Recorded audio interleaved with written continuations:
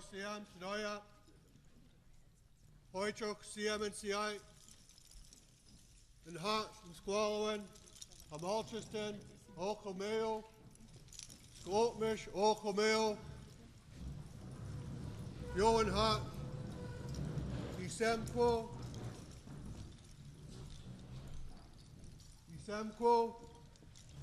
and Hot, and Thomas, and Payankan, and Hot. Dear friends and relatives, first of all, we'd like to thank our beloved elder for strong words in prayer, grateful and thankful for opening the sacred door for us to carry on our work here. Wanted to offer words of welcome to Premier Christy Clark, Mary Polak. We've wrapped them in a blanket.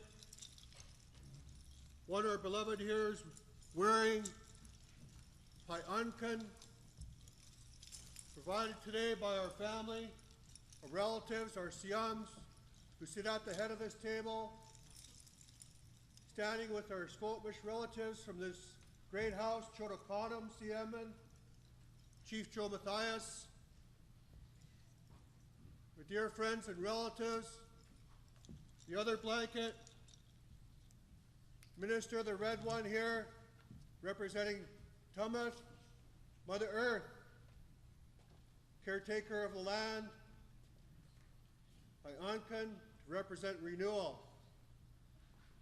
We wanted to take care of our family this way, not only as a welcome on behalf of the summit to this very first process, very first visit to this great house of chiefs from the four corners of this great province, certainly on behalf of the House of Squamish, who are grateful and thankful for your safe arrival, not only to you, but to each and every one of you gathered here today. We also wanted to share, add words to our blessing we heard this morning, honor song, blessing song, Sequalia, Slolum. We all know the song as greeting of the day, provided by one of our ancestors here at Squamish, Sequalia. It's a blessing song, a healing song. Call upon our Squamish drummers and singers, our relatives, Sata, aunties, Yo and Ha. My dear friends and relatives, we're asking each and every one of you to be a witness here today. We're also, those of you who may be new to this house, I look out and I see many familiar faces who were here when this process started a generation ago. And for those of you who may have been passed on this baton through the great witness and our great tradition, and for those of you who may be visiting, we're adopting you for this work.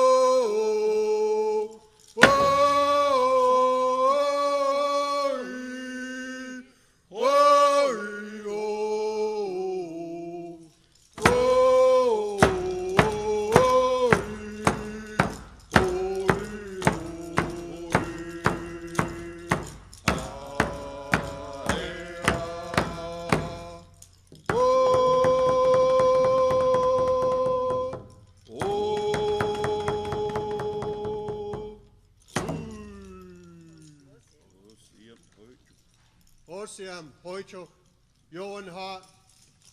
My dear friends, later I will formally close the work once our business with our respective high relatives here is done.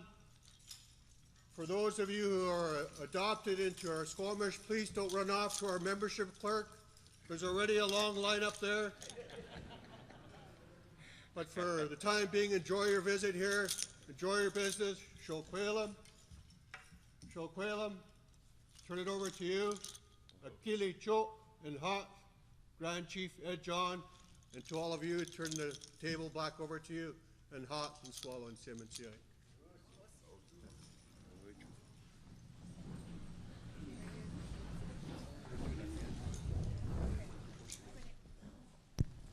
Haitchgasiem, Squalawani, Kunetahut Nakoil, Haitchewasiem.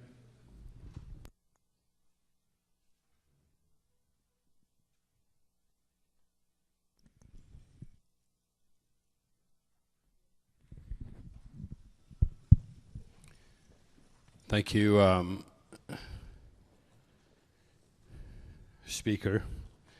I would like to thank and acknowledge our brothers and sisters from the Squamish Nation for the beautiful ceremony blanketing our guests and the beautiful song today to set our spirits and our hearts in a good place. Daikene. Neltane babet enwiat tatiltak edwane ziot e sunebatulil. Chiefs, that includes you today. Chiefs, we are talking about the work of our people, so we need to put them deep in our hearts. With that, I would like to acknowledge the Premier and Minister for being here and attending with us. It is a significant day for us, as we have in the past welcomed premiers and ministers and prime ministers into this beautiful house and in other venues, and to talk about the business of our people collectively and the business of First Nations people in our case with the highest officials of the government of this province. In the history of this province, it's only been relatively a short period of time when we've had a constructive relationship with premiers. Historic past, we've been completely, virtually ignored in our own province by successive generations of premiers since BC entered Confederation. But for the chiefs, you all know both of these individuals. Premier Clark's been the Minister for Children and Families, Minister of Education, has met many of you on many occasions, I know, understands deeply the issues of our communities. Congratulations on your election as the new leader of the governing party, and also on your election in Point Grey. It was closer than I expected, but nonetheless, you won that. So congratulations, and we certainly look forward to this morning's discussion. So, Mr. Chairman, with that, requesting, I know that the Premier's been invited to make some comments, and we're certainly happy to listen to your words and to your government's views on many of the issues that are so important to us. Thank you. Thank you. Then we'll go directly to mic number 2. Go first, Mary? No, you go ahead. Okay. All right. It is.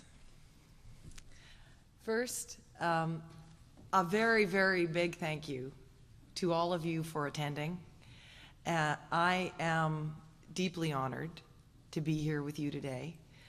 Mary Polak, thank you for the work that you do on behalf of the government and on behalf of First Nations and all British Columbians. And Chief John, thank you very much for that warm welcome. And I want to especially also recognize Dan Smith, Leah George, Ray Harris, Stuart Phillip, and of course National Chief Sean Atlas as well. It is a privilege and an honor to be with you here today in this great house where so much has been achieved and where so much has yet to be achieved. When I first ran for Premier, when I first ran for this office, I committed to regular meetings with First Nations, and I intend to keep that promise, as does my minister beside me. Before, though, I get into the substance of my comments today, let me first make a special acknowledgement, and that is of the tragic loss of an Aboriginal child on Vancouver Island, which I'm sure all of you have heard about and join me in grieving. I often talk about the importance of families, and I talk about it from my perspective as a mother myself. I cannot imagine the depth of loss that the people who loved that little boy feel knowing that he's passed. One First Nation elder said that what's important for all of us is to build a circle of love and support around every child. There are a number of investigations underway into the death of that little boy. It's very early. But one of the things we need to find out is, where was that little boy's circle? And if that circle of love was not around him, why wasn't it there? And so many details of the story will come out over the coming weeks and months, I'm sure. But today, I join you, and I join the community on Vancouver Island, and everyone who loved that little boy in grieving. Making healthy communities means building healthy families, and that begins with building healthy relationships, which is what I am committed as Premier to doing. It means building on the successes of our relationships that the government has built with First Nations over the last years, success that was created through the new relationship and the Transformative Change Accord. And as I said, when I ran for Premier, I committed to regular meetings with First Nations. And I believe that a strong relationship begins with listening. On March 25th, the first of those meetings took place with the First Nations Leadership Council. It was a positive meeting where Minister Polak and I discussed government's priorities with respect to First Nations people, recognizing that the success of everyone in British Columbia is inextricably woven with the success of First Nations communities. We are very much walking on this journey together. We are committed to building government-to-government relationships, and we want to make it work for all nations. It'll take hard work, dedication, an open heart, goodwill, and a new relationship has been created between the BC government and First Nations in recent years. But going back in time, and Ed, you talked about this, First Nations have not always been so acknowledged. The right to vote for First Nations was not acknowledged here in this province till 1949, a fact that astonishes my 9-year-old son. The first Minister for Aboriginal Affairs did not exist until the late 1980s, and the first modern-day treaty was not concluded until the 1990s. My predecessor, Gordon Campbell, accelerated the pace of progress with the new relationship and the ratification of the Tsawwassen and the Melnith treaties. Last week, the province also gave assent to the Yale Treaty, with Chief Bob Hope in attendance. On my watch, we will continue to move forward. My government believes that treaties remain the most comprehensive approach to building relationships between our governments. Treaties are a complete package. They provide tools for economic and for social development, and they remove First Nations from the Indian Act, something that Kim Baird talks proudly about when her third child was born without an Indian card. They provide tools for self-government. However, historic injustice cannot and must not be boiled down to just dollars and cents. There are moral and legal obligations behind our commitment to resolve Aboriginal rights and title. And let me be clear, the economy does not exist in the abstract. The economy, dollars and cents, are about families and they're about communities. And just like the broader economy, treaties do not exist in the abstract. They are the basis on which families will provide for each other for decades to come. Treaties are not just documents. They are a means towards generations of healthy parents and healthy children. Healthy circles of love around every infant who is born into this world. And we are committed to continuing negotiations toward those final agreements. At the federal level, we now know that there will be 4 years of stability for this government, and Minister Duncan is back in his portfolio, and I have been assured that he will aggressively pursue agreements. The same day as he was reappointed, Minister Polak sent a letter outlining our unfinished business, including the Slam Treaty. And last week, Minister Polak spoke to Minister Duncan to affirm our commitment to continued progress with First Nations. We are looking forward to meeting with First Nations, with the First Nations Summit and with Minister Duncan at the Treaty Principals meeting that is planned for later this month. Another challenge that I know that you have spoken about at length is the time that it takes to get to treaty agreements. And I understand that frustration. That's why we will continue to work on agreements that get benefits into communities much faster than we have. And we're working with First Nations and Canada on approaches that can revitalize the treaty process. Now, one step that BC has taken is introducing incremental treaty agreements that will provide treaty benefits before agreements are reached. And on our journey for a new relationship, we've also come to recognize that treaties aren't always the right approach for everyone. And that's why we've introduced new ways of making progress outside of treaties. Things like the forest revenue sharing agreements that have provided First Nations with more than $250 million in benefits over the last half decade, or the $1.6 billion strategic engagement agreement, $1.6 million, they'll be disappointed to know about that, with the Ktunaxa Nation. And when I look around the table here, I don't see just one single group of people. I see many, many different and distinct and unique First Nations, each with different histories, each with different cultures, and each, in many cases, with very different priorities.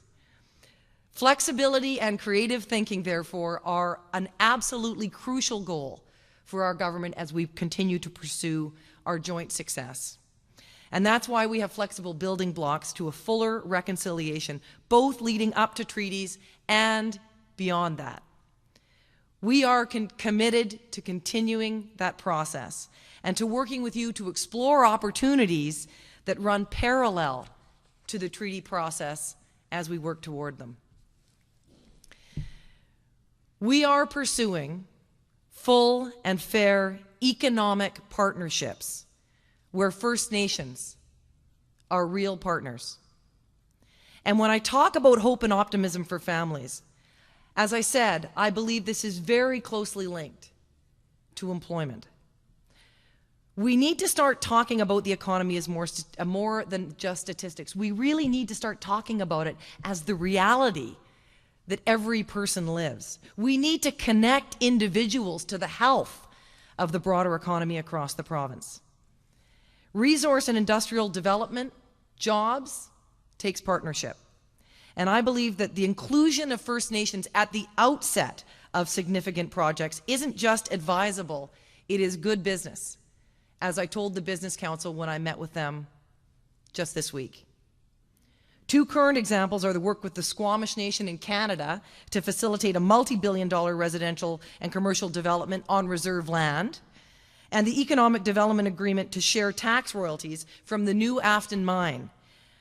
Those deals, those partnerships will bring, I think, significant benefits, as I said, not just to the local First Nations community, but to the entire community at large, making families healthier. Part of my job as Premier is to create jobs. If we want families to be healthy, if we want communities to be healthy, we need to make sure that they are sustainable. And that means helping to enable the creation of economic activity. That's what keeps the lights on. That's what puts food in children's tummies before they go to school in the morning. They are a pathway to success for another generation of young people.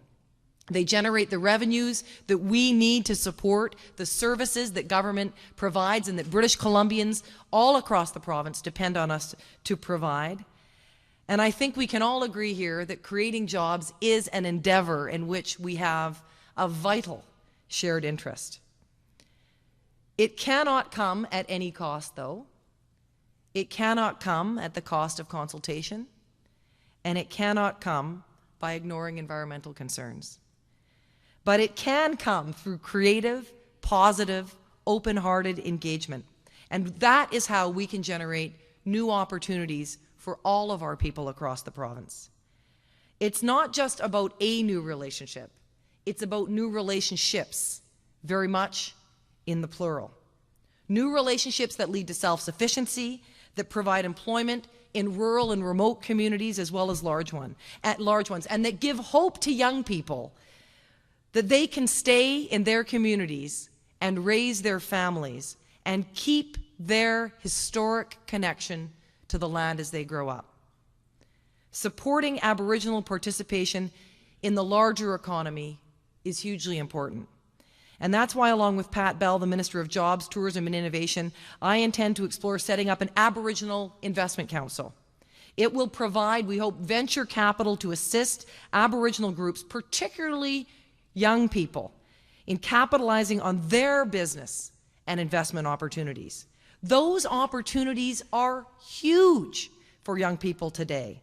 And First Nations are getting younger than the rest of British Columbia, while the rest of the province is getting older. First Nations youth are poised to play a major role in shaping the future of British Columbia. They have the potential to become this nation's most influential generation and community members.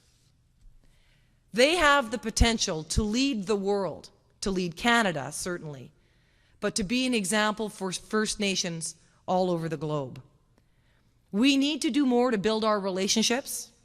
When we want to increase trade and we organize trade missions, business leaders gather to exchange stories and build relationships, we should take a similar approach within BC by building stronger relationships, not just outside our province and outside our country, but within our province, between the traditional business community and First Nations on the ground. Some of that is taking place already, as you know. Some of you, many of you in this room, are responsible in large part for that happening. But I am committed to accelerating the pace of that change. I want to widen the circle of business and government leaders with on-the-ground experience with First Nations communities, so that business understands First Nation communities better, and so that government understands First Nations better, and so that First Nations have an increased ability to be able to identify partners and get your message across and explore the amazing opportunities that these potential partnerships will hold for all of us and for all of our children in the future. I want to just take a second now to acknowledge how far we have so far come on this journey together. 150 years ago, colonial representatives seized cultural and spiritual artifacts from First Nations to send them to the London Exhibition.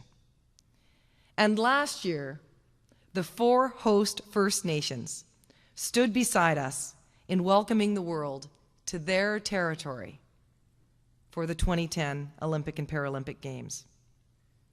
We have come a long way, but we have a long, long way to go. Poor health, poor education, poor economic conditions, and outcomes amongst are an indictment of our failure to go far enough. Not just, though, of government's responsibility, of all of our responsibility. Residential schools created a wave of suffering for First Nations that continues to wash over generations of people in our province and our country. Acknowledgement and apologies have been given by the federal government, the Catholic, Anglican, and United Churches, and I recognize that words are powerful, but the legacy of residential schools remains, and there is still so much work to be done. Residential schools cut people off from their families, their roots, their language, their culture, from their circle of love and support. These are some of the challenges that we have along our path, and they are of enormous concern to all of us as leaders. We have to close the social and economic gaps between Aboriginal people and British Columbians. That's education, it's healthcare, it's cultural preservation, things that are a priority for my government. When I was building my cabinet, I met Mary Polak, and she told me of all the areas in government that she'd like to work. She said the one that was most important to her was Aboriginal relations and reconciliation. And that was because of the many years that she spent as Minister of Children and Families. Mary has worked closely with so many of you, and she has formed a unique perspective on the issues that face First Nation communities, particularly from the perspective of families. And so I am delighted to have selected someone for my cabinet to take on this crucial role who has such a passion for it. As I've said from day one, when British Columbians look at their government, I want them to be able to see themselves in it. Now, Mary Polak, as you may have noticed, does not have a First Nations background. But I do want to create a government that reflects First Nations and First Nations people better than we have. So last week I had the honor of recognizing in the BC Public Service Agency with a Premier's Award for Excellence. Thank you. A group that works with Aboriginal youth in the internship program. It's built on a partnership between government and you and First Nations organizations. And the program is not just about getting Aboriginal youth some job experience. It's an opportunity for government and First Nations to really learn from each other on the front lines and to provide Aboriginal leaders of tomorrow with the mentorship and professional skills that will make it possible for them to help build the capacity for self-governments. Grand Chief Ed John has called the program the best example of the new relationship, and I couldn't agree more about that. I would like to see this new relationship expand. I would very much like to see more Aboriginal people throughout our public service. I would like to see more Aboriginal people run for political office. No matter what political party you choose to represent outside of your own First Nation, I would encourage each of you today to perhaps, if you won't do it, to talk to your children about the importance of serving in public office. We need a government that better reflects the face of British Columbia. And those faces can only come forward if you encourage it. Children are more likely to believe that anything is possible when they can see some of themselves in their province's leaders. And I hear this all the time from little girls who say, "Christy, I saw you on TV and I never thought a girl could be premier." I think when First Nations children look on TV and they see a premier who was of First Nations descent, they will have a similar reaction. And why can't that be among our goals? Why can't we be developing a cadre of young First Nations and Aboriginal people who will run for public office in British Columbia and in Canada and be the face, the role models of this community in the highest offices in the land? Now, on the topic of building relationships, I'd also like to acknowledge Grand Chief Doug Kelly, who is the chair of the First Nations Health Council. He has received amazing support from, I think it was 87%, to sign the tripartite framework agreement on First Nations health government. It was a great achievement, Chief Kelly. And we are committed to working with First Nations in Canada to implement those plans that have been listed by the First Nations Leadership Council. So last, let me just touch on this theme. Because I know that all of you share my optimism for the future. And I think we can do better. I think we can do a lot better in many areas. Change will come if we work hard, but it will not change necessarily what's happened in the past. We can only change what will happen in the future. There are too many Aboriginal children who are still at risk in British Columbia. There are too many Aboriginal women who are subject to violence and much, much worse. It is tragic. And I have a responsibility as your Premier to address these issues. The federal government has a responsibility, and each of you, I know, also takes your responsibility for this very, very seriously. I want to find solutions to these problems with you. I frankly don't believe that solutions will necessarily be found most effectively in courtrooms. I don't think that the money is necessarily best spent on lawyers. I think the solutions will be found by providing real services to real people who are living with violence every day on the front lines and in the streets of our towns and cities. I think solutions will be found by bringing people together. So next week, my government will be bringing together a national Aboriginal women's conference that will be focused on stopping violence against women and girls. I'm very much looking forward to the outcome of those deliberations. I hope that they will bring forward some actionable ideas that we can move on very quickly. Because when families break down, women, and in particular, children, are the first who find themselves at risk. With you, I commit to standing shoulder to shoulder to strengthen Aboriginal families all across the province. One elder said, "Are our medicine," and they certainly are. Let's nurture them, and let's protect them. So in conclusion, and I know my comments have been lengthy, it is my first chance, though, to address all of you, and I very much appreciate your time. I'd like to say again that my government is committed to continuing and enhancing the new relationship. We don't want just one new relationship. We want them in the plural. Many, many new relationships.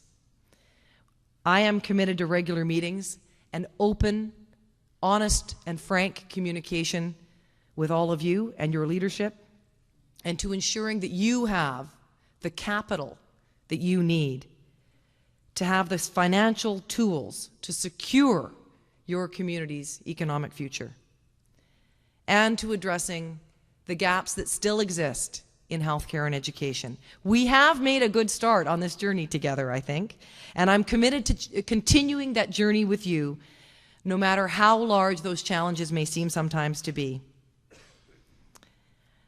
Positive change, as one of your chiefs said, can take place.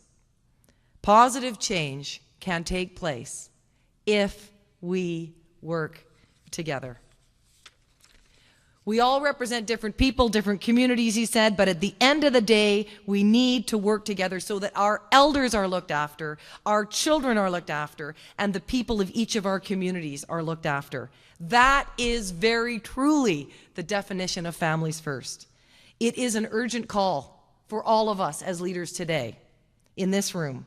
How can we demonstrate that change for the better is truly possible? How can we work together to demonstrate the value of collaboration and honest and frank dialogue to a future generation of leaders? How can we be their role models so that when they take over, they do a better job than we have? Another generation of leaders is watching us today and in the future, and one day they will take on that mantle of leadership themselves. And I believe that among us, with the goodwill and with the commitment and the open hearts that we bring to the table, I believe that we will not disappoint them. Thank you very, very much. I'm honored by your time today.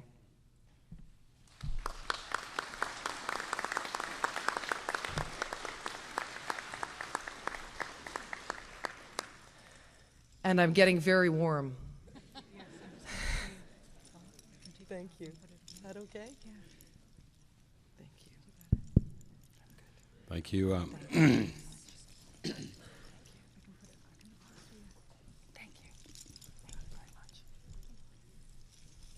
And it might get hotter yet. All right. Okay, Premier, thank you so much for your words and your presentation. We would like to provide you with two documents. One which are statements and recommendations from the chiefs around this table. The other part of an announcement by the National Chief this morning around commitments by the Prime Minister and the Minister of Indian Affairs, Aboriginal Affairs, I guess now, regarding the high-level political process to address a number of issues that are important nationally, including education, First Nations governance, economic development, and what's important to this table, the negotiations of agreements, treaties, and their implementation. So I'd like to perhaps start there. I've been honored to provide these on behalf of our chiefs. I want to begin by thanking you for acknowledging that little boy on the island who tragically lost his life, and his family and communities who grieve. I also want to acknowledge your reference to your son, who was astounded to learn that it was only in 1949 that First Nations people, Aboriginal people in British Columbia were granted the right to vote in provincial elections, and 1960 in federal elections. And you recall that maybe we should have more First Nations Aboriginal people run for political office. Imagine this. In 1871, when British Columbia became part of Confederation, if Indian people were allowed to vote, for the first 100 years, I think we'd have a First Nations and Indian premier in this province, right, because we had the numbers. That's right.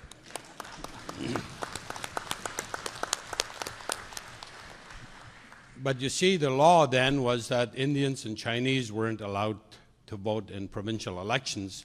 Now that our numbers are like 5%, you know, the call is out there for us to join in this political discourse in this province, and certainly welcome that. I recall in one provincial election we had 15 Aboriginal candidates run in, and not one came even close. So I think there's still a big issue here, and I think we need to talk about one issue around education that you referred to in your statement to your son. But I want to talk about my grandson, who's 10 years old. He gave his first public speech at a school last week, and he's from Musqueam, and he wanted to talk about hunting. Now, I don't know where you can go hunting around Musqueam, because all of the territory, there's Richmond and Delta and Vancouver, and but he still wanted to talk about hunting because it was important to him. And when he goes across that bridge going to the airport, he looks at the river over there and he says, "This is my land." So there's that education that needs to be understood. So this is part of that political discourse that is so fundamentally important in this province. a good political discourse. I want to quickly go into the recommendations that we've had some discussions over and over time, but in particular yesterday and this morning, and they're on page 8 of the document that has a summit cover page on it. These are the recommendations that we make. The Premier acknowledged the commitments in the new relationship commitment that Aboriginal rights, and in particular Aboriginal title, exists in the territories of each and every First Nation, and to ensure First Nations are not forced into the courts to prove who they are and the rights which they have. And it is true that the resources that are being spent put to better use than in ongoing litigation. Every tribe here in this province, and I want to go to the Snuneymuxw people and White and Bob, one of the very first cases that came out of this province on a Douglas Treaty for hunting rights. The governments said that treaty doesn't mean anything. The courts, at the end of the day, said that the people do have an Aboriginal or treaty right to hunt.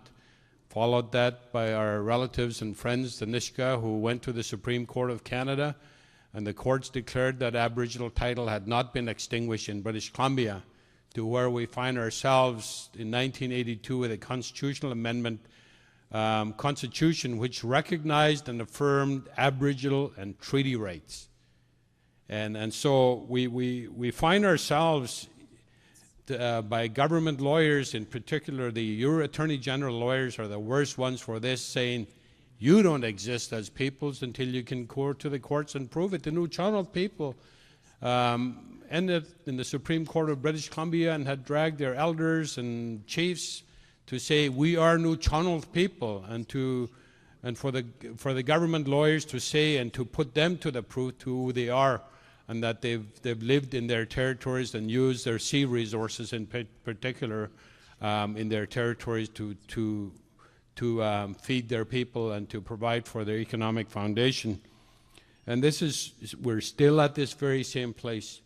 That new commitment document that the Premier agreed to, if the province says Aboriginal title exists, it takes us beyond this litigation. We don't have to fight over this issue in the courts. But the Constitution recognizes and affirms Aboriginal rights and Aboriginal title, yet every tribe in British Columbia who has gone to litigation has had to prove these issues. At the negotiating table, it's the same issue. The government negotiators come to the table either with no mandate or very narrow mandate saying we can't include that recognition of Aboriginal title or Aboriginal rights in this agreement. And that's the situation, that's the reality. So we need to close the gap between the acknowledgements, the political acknowledgements and the political commitments and the practical implementation. We need to work on the practical implementation on the ground, and the chiefs here are looking forward to that with your government on a day-to-day basis. The political acknowledgements and what we see in ministry documents, they fall way short of each other, and they fall way short of what the courts have decided in this country. Secondly, the Premier commit to a high-level political process to deal with procedural and substantive issues outlined in the Transformative Change Accord and the new relationship document.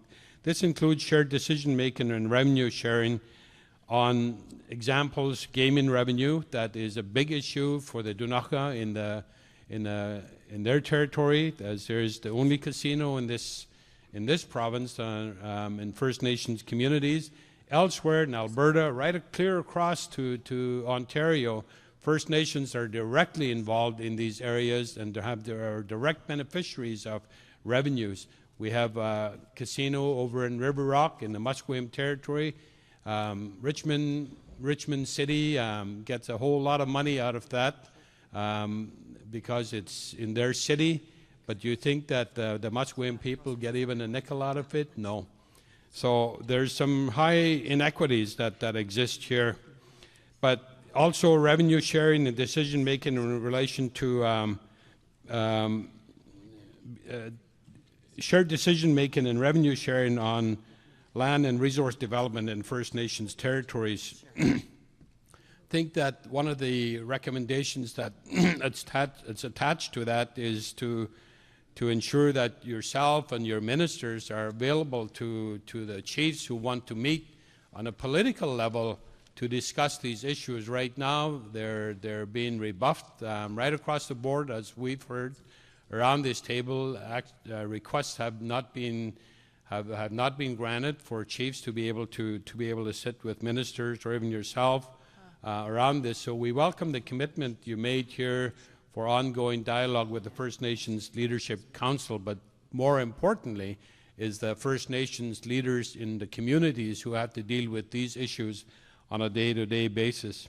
3, the Premier, together with First Nations leaders across the province, agreed to develop a public dialogue and education process on issues relating to resolving the land question. I remember you were speaking about your son who is in grade 4, I believe, and looking at the grade 4 curriculum and having to learn about, not about First Nations people in British Columbia, but other Indigenous peoples in other parts of Canada. The education and the curriculum falls very short, and it's no wonder there's a great degree of a lack of understanding. I was going to use the word ignorance, but it has a sharp connotation to it, but there's a big degree of misunderstanding, of lack of understanding of First Nations peoples and issues in this province. 4th point, the Premier commit to a process to ensure the full and proper implementation of historic and modern treaties. And I want to remind you, Premier, that these treaties are not just our treaties, First Nations who signed them, they're your treaties as well. And you have to honor those treaties. If your governments, whether now or in history, have signed these agreements, you need to respect and honor those treaties the same way that our chiefs and our communities respect and honor those treaties and the modern agreements. So I think it needs to be understood that these treaties are also your treaties, and we should never forget that. At least we never forget that.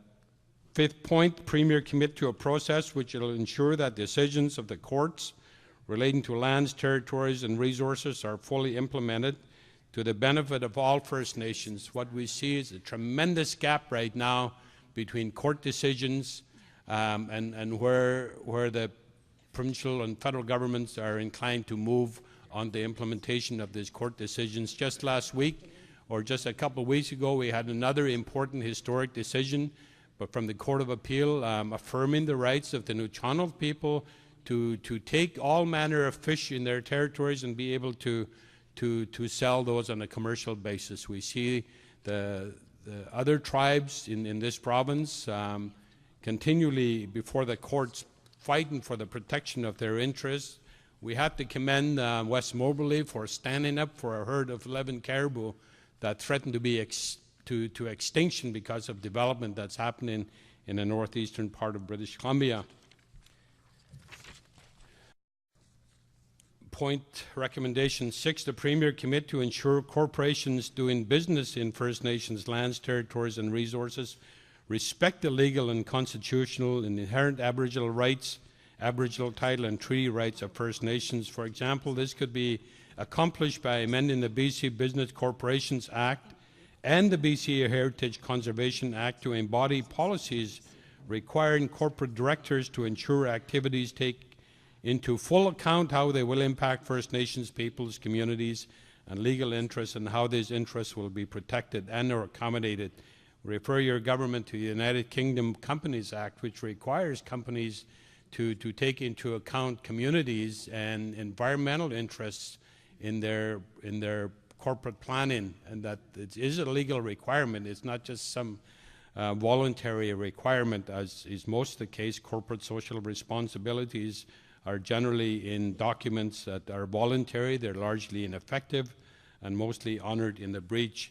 So those are the specific recommendations that we bring forward. In the first part of the document, of course, education, children and families, we talk about in paragraph 2 to enact legislation in full cooperation with First Nations to deal with the issue of child poverty, in particular in our communities. the issue of education and the funding gaps that exist. The 132 schools which we have in this province fall short by about 25% relative to the funding that your province provides to the public school system.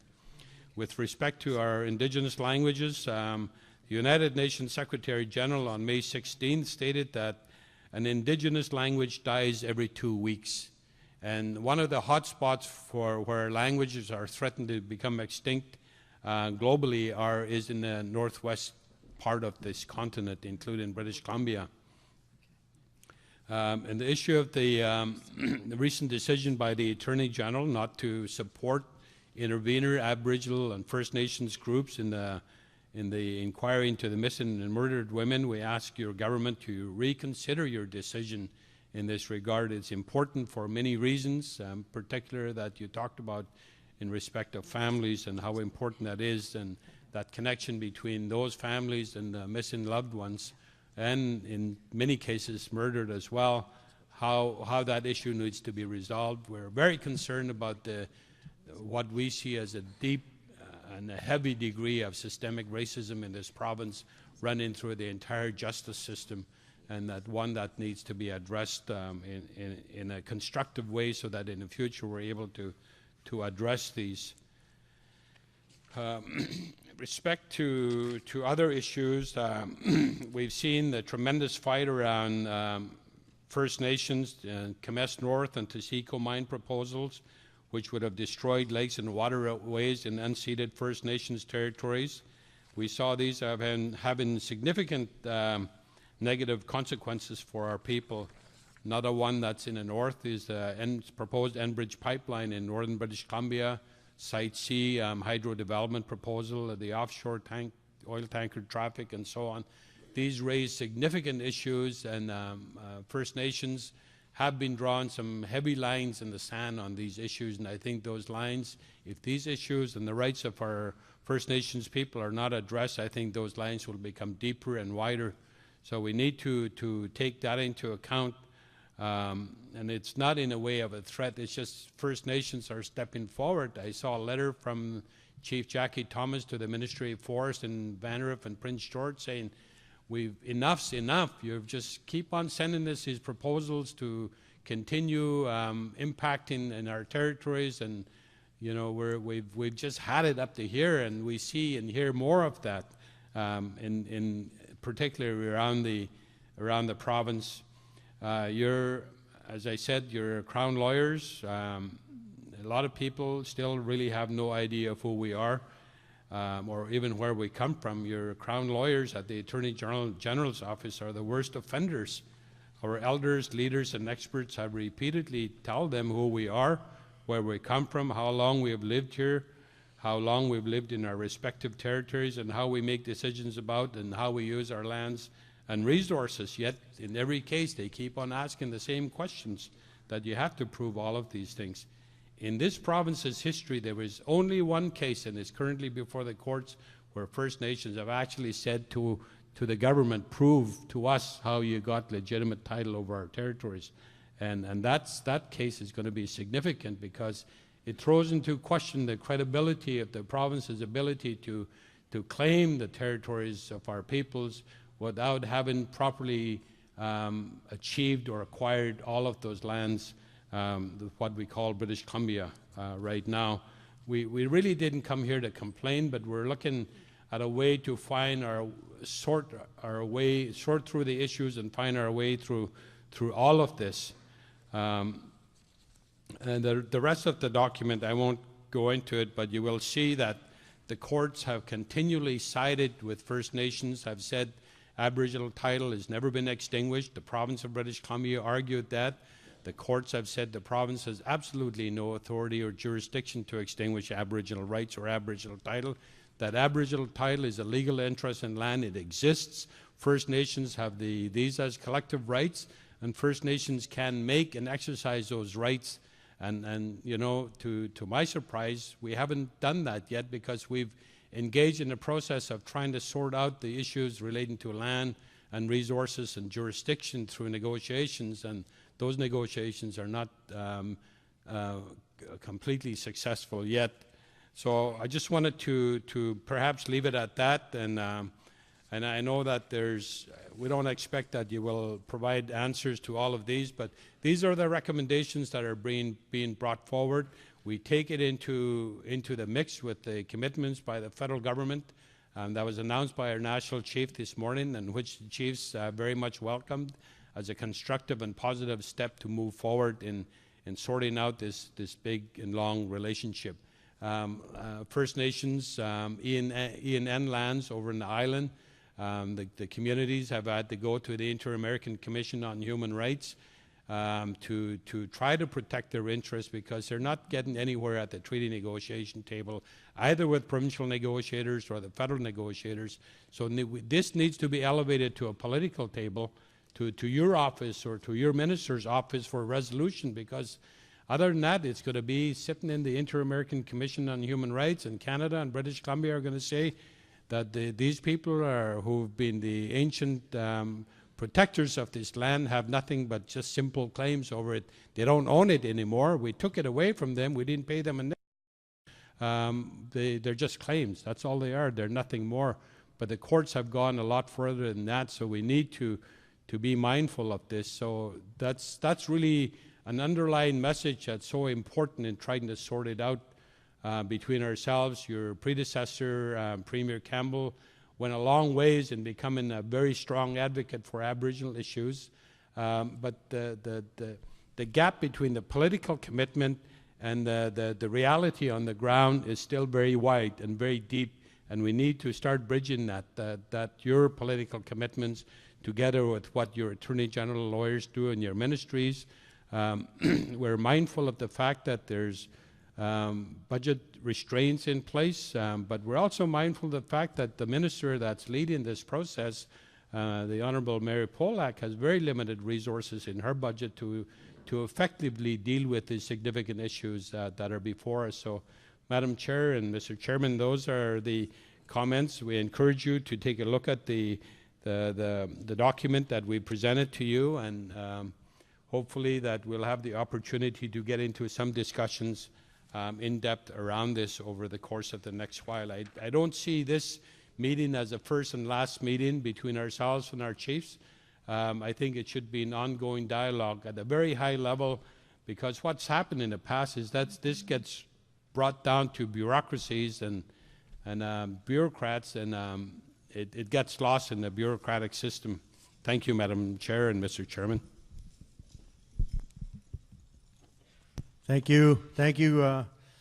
And respecting your time, Premier, the Squamish people wanted to close the time with you, and I understand you're available to say a few words. That your minister, Minister Polak, is going to stay for a few minutes with us, a few extra minutes. So thank you. Then I'll turn it over to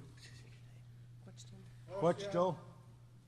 Hoichok, Shalquela, Sisiyama, Kili Chok, Danny Smith, Grand Chief Stuart Phillip, Hoichok CM, Premier Mary Polak, Christy Clark. Just wanted to take a moment to offer, as is a tradition, a memento, a little giveaway, if you will, to remember this day, your very first visit with our Siams. I want to thank relatives, grateful and thankful for calling upon Quechtal, Dennis Joseph, to share not only on your behalf, but on this part of the water called Squamish. We're grateful and thankful for you all being here. We just wanted to have a giveaway for you to remember this day. And Isemko, those blankets you were given, like many days doing this work, some days you get very lonely, you get very tired. Wrap that blanket. Remember the good feelings that came with it, of all our relatives, the elders that are here, the words that you shared. We'll remember from this day forward. We're grateful and thankful for your coming and answering the call to be here. Siam, Smanak, Slani, and Hot. Wechakyo. Enjoy the rest of your visit, Mary Polak. Once again, hands are up to you, and Hot.